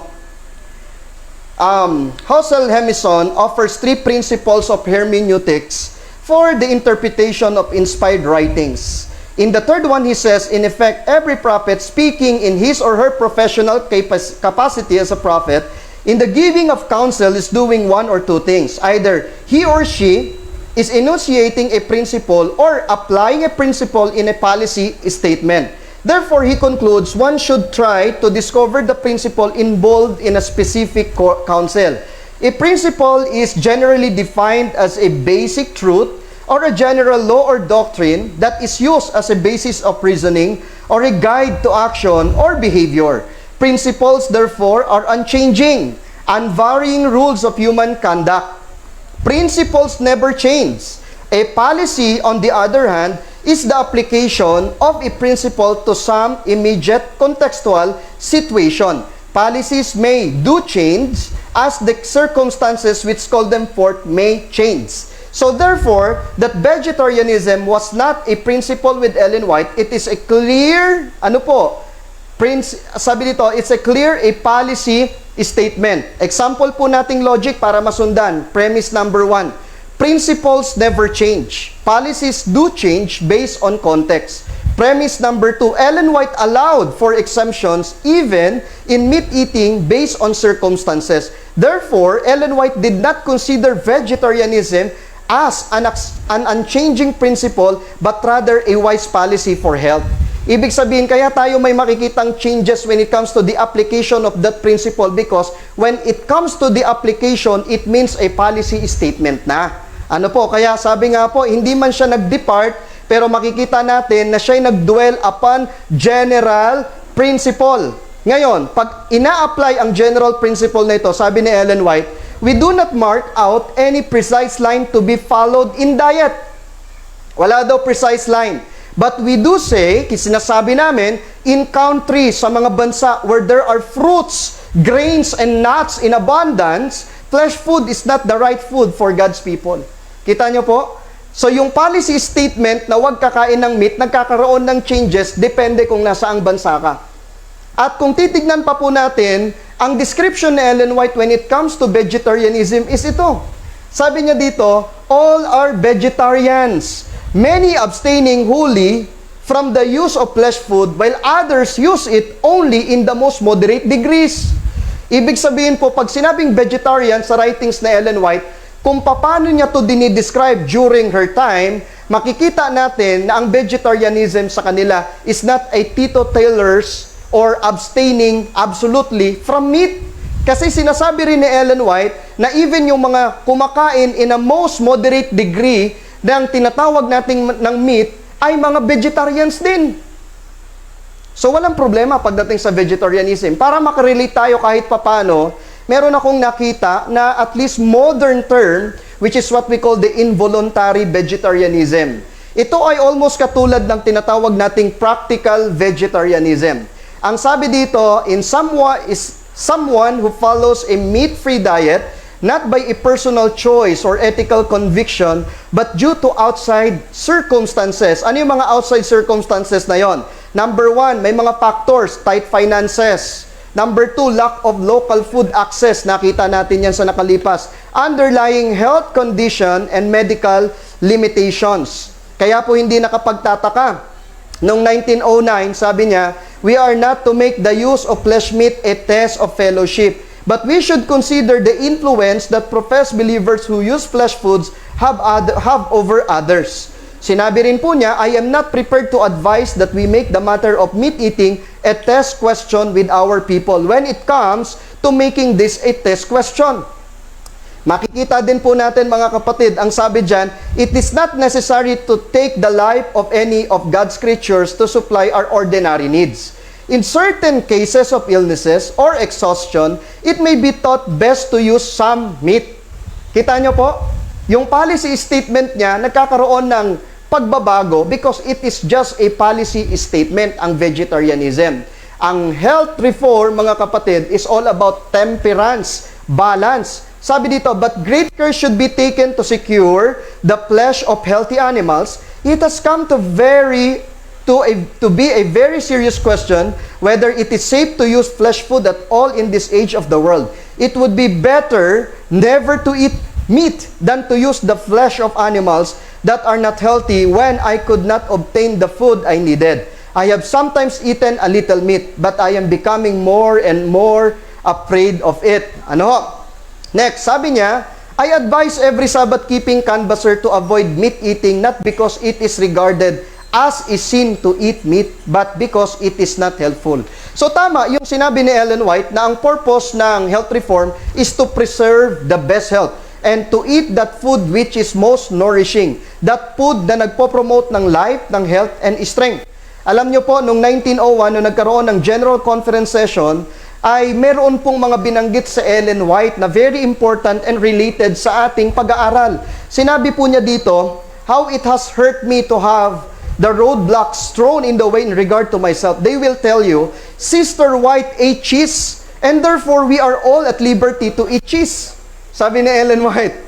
Sinabi lang niya na kumakain daw siya ng cheese, ay kakain na rin daw yung iba na kakain ng cheese. Sabi po ni Ellen White, no, one of them had told me, if you eat a little of that cheese, it will change the condition. And I did. I took a bit of that cheese. I do not think that I touch it again the second time. Sister White has not had meat in her house or cook it in any line or any dead flesh for years and years. And here is what the health reform fanatic says. Now I have told you Sister White did not eat meat. Now I want you not to eat meat because Sister White does not eat it. So ibig sabihin, nakadepende kay Ellen White kung ano kinakain niya. Ganun din ang pagkain natin. Ay hindi po, sabi ni Ellen White, mga kapatid. Kaya nga sabi dito, no one should criticize others because their practice is not in all things in harmony with his own. It is impossible in matters of diet to make an unvarying rule to regulate everyone's habit. And no one should think himself a criterion for all. Hindi ka mo may nagbe-vegetarian na, applied na yan sa pangbuong mundo. Sapagkat it is just a policy statement. Medyo bibilisan ko na po mga kapatid para at least ma-serve ko pa yung aking last argument, which is the highest standard and primary source of truth is none other than the Bible. Sabi ni Ellen White, the question whether we shall eat butter, meat, or cheese is not to be presented to anyone as a test. The Word of God has given test to His people. Sabi pa ni Ellen White, God's Word is the unerring standard. The testimonies are not to take the place of the Word. Great care should be exercised by all believers to advance these questions carefully and always stop when you have said enough. Let all prove their positions from the Scriptures and substantiate every point they claim as truth from the revealed Word of God. So makikita ba natin mga kapatid na ang vegetarianism, makikita ba natin mga kapatid na ang vegetarianism ay makikita sa banal na kasulatan? It is obvious that vegetarianism was not a principle with Christ or with the patriarchs or prophets of Scriptures. For they all ate flesh meats. The Passover required the eating of lamb, and this by divine direction. Christ and His disciples ate fish from Galilee more than once, and in so doing, none of them violated principle of health reform, and none of them thereby committed sin. Every year, kumakain po sila ng lamb. Every year, kumakain sila ng lamb.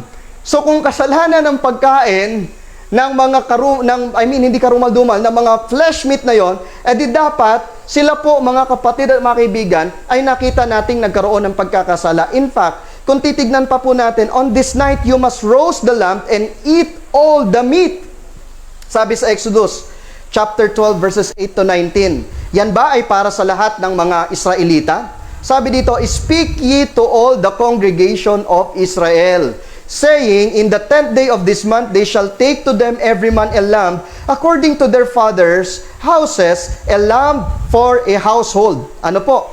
At makikita natin na yan pong Passover na yan ay pinapractice even po sa mga sumunod pang mga generation. Kung sila po ay kinakailangan kumain ng lamb, therefore, yung mga next generation ay kumain din ng lamb, particular sa Old Testament times. Mapapansin din natin sa Bible that Jesus gave fish to people and His disciples. Alam ho natin na pinarami pa po niya yung isda. So kung kasalanan yung pagkain ng isda o karne, at ito ay nakakaapekto sa kanilang kabanalan, therefore, nagkamali pala ang Panginoong Hesukristo nang binigyan niya ng isda ang kanyang mga alagad. At ang sabi din, sa Luke chapter 24 verses 42 to 43, they gave Him a piece of leftover fish they had cooked. He took it and ate it right before their eyes. Teka lang, Brother Blessy, di ba mayroon diyang honeycomb? Bakit dyan sa translation na yan ay wala? Alam niyo po, meron po kasing tinatawag na majority text. Pag majority text, mas authoritative siya. Ang Greek word na ginamit po pagdating po sa honeycomb ay Meliseus. Ayun po yung naka-box na yan. Yan po ay lumabas lang sa Byzantine text. Wala po yan sa mga manuscript na lumabas ng mas matanda pa sa Byzantine text na ginamit sa King James Version. Ano-ano yung mga manuscript na yon? Yun yung Codex Sinaiticus, Vaticanus, Alexandrinus, Bizet, and Bodmer Papyrus. Ang nakasulat lang po dyan, kung titignan po ninyo, ay iktus o isda. At pwede ko sigurong gamitin ito. Kasi po, para at least hindi tayo sasabihan na naka-AI, meron ako ditong Greek translation. At sa Greek translation pong ito, wala po ang honeycomb. At ang sabi po, majority text, dapat authoritative. Sabi rin po dito, hindi po to AI. Page 331. From Journey from Text to Translations. Hindi po yan AI, pinag-aralan po. Meron ako ditong hawak na 3 translations ng Bible bukod sa digital translations ko na nagsisabi na ang kinain ng Panginoon ay isda. Basahin natin mga kapatid. Sa aklat ng Lucas 24:42, binigyan nila siya ng inihaw na isda. Kinuha niya iyon at kinain sa harap nila. Pagkatapos, ano pa? Meron po ako ditong Jerusalem Bible Translation. Medyo mabigat po kasing dalhin, pero at least hindi tayo AI. Ang sabi po dito mga kapatid, ang nakasulat po dito, sa aklat ulit ng Luke chapter 42. Ang sabi dito mga kapatid ay, "Have you anything here to eat?" And they offered him a piece of grilled fish, which he took and ate before their eyes. May fish po ulit na kinain ng Panginoon. Next. Ito po ay the New Living Testament, the Living New Testament. Makikita natin din dito, mga kapatid, na wala din ang nakasulat na honeycomb. Pero kapag ginamit ninyo yung honeycomb, tanggap din naman namin. Pero hindi natin pwedeng sabihin na honeycomb lang ang kinain niya. So para patunayan yun, dapat may mababasa kayong translation na honeycomb. Pero wala Ang nakasulat fish mga kapatid. Sabi din dito mga kapatid sa aklat ng Luke chapter 24. Ang sabi dito, they gave him a piece of broiled fish and he ate it as they watched. Kumain siya, broiled fish. Kaya nakasulat sa Greek, iktus. Hindi po iktus at meliseo. Sa mga ibang translation o ibang manuscript lang natin makikita ang meliseo, but majority text na mas matanda pa sa Byzantine text na ginamit sa King James Version, ang nakasulat, absent po ang meliseus. Kaya po sa sa NIV, makikita ho natin na yun po ay maliwanag na binabanggit na wala po ang honeycomb, kundi isda ang kinain ng Panginoon. Bakit? It is not a principle, it is it is a statement of policy. Ngayon, 1 Timothy chapter 4 verse 1 to 3. Now the Spirit speaketh expressly that in the latter time some shall depart from the faith, giving heed to seducing spirits and doctrines of devils, forbidding to marry and commanding to abstain from meat. Ano yung sinasabing abstain from meat? Mga kapatid, gusto kong tignan nyo po yung attention na ito. Yung turo, doktrina ng demonyo ay pagbabawal na mag-asawa at pagbabawal kumain ng mga karne. Alam nyo po, according po sa mga conservative majority scholars, yan po ay pagbabawal sa karne na pinapangunahan ng Roman Catholic na pinagkakasunduan nating Babylonia. So kapag meron kayong turo na magbabawal sa meat, therefore, parte yun ng paniniwala ninyo sa turo ng Babylonia. So, ibig sabihin, maliwanag mga kapatid, na hindi pala talaga dapat tayo magkaroon ng absolute without consideration. Kaya sabi dito, all doctrines and the basis of all reforms, kailangan titignan, i-maintain ang Bible and the Bible only as the standard.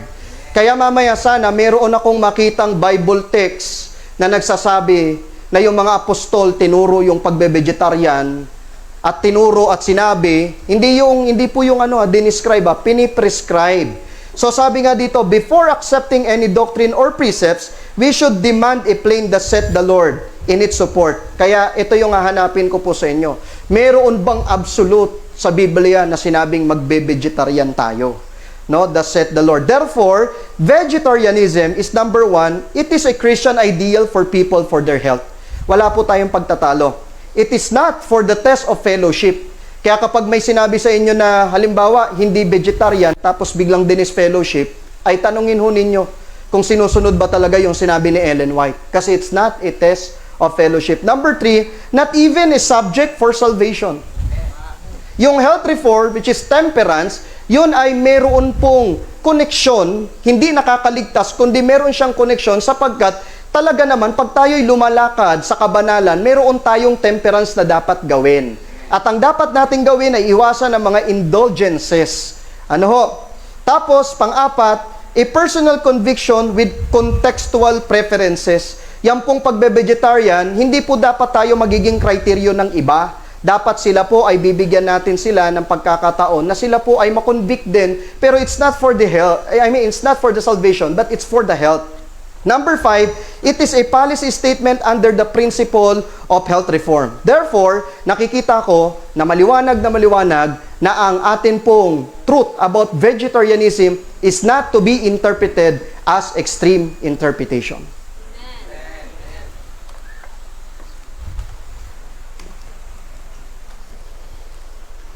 Okay lang.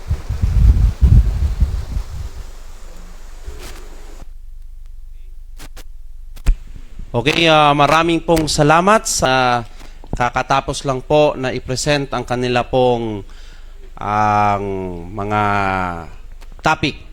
Ngayon ay time na po para sa question and answer, 20 minutes.